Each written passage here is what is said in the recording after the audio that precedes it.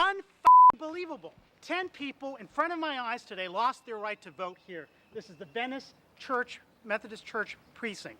Half the people that are entering that place today are being told they can't vote because the superintendent in charge of the ballots for this precinct didn't show up. He quit this morning, didn't bring the registration materials with him. So anyone who comes here today without bringing their sample ballot is being told they can't vote. No, they're not being told that they're going to be given provisional ballots. They're being told they can't vote.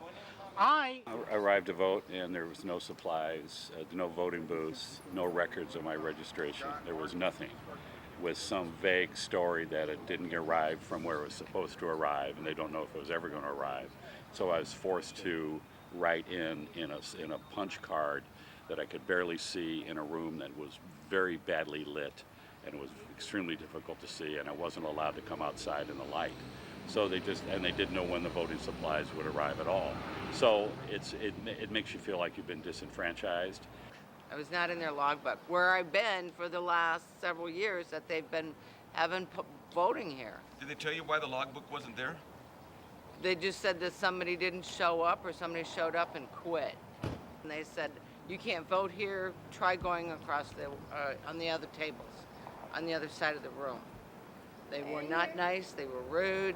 They told me I would be voting on a provisional ballot. Voted here, been voting in this district for 26 years.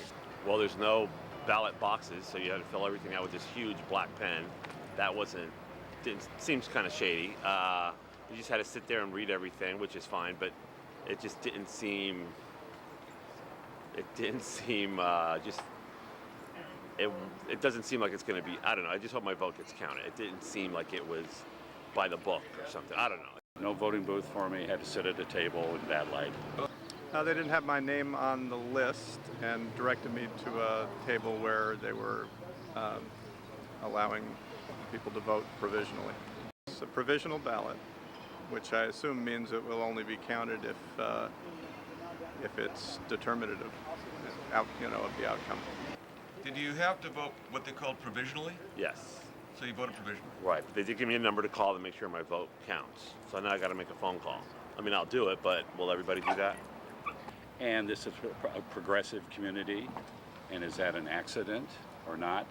And of course, it just makes us all nervous based upon other voting problems across the country, and especially in minority communities and progressive communities. So that's what happened to me today. Only if you bring your sample ballot are you being given a provisional ballot. So it could quite easily be 40 people or 50 people that have lost their right to vote this morning. This situation isn't going to change until the county gets a replacement set of materials here. We've been told by Tanya in the registrar's office that may now happen until early this evening.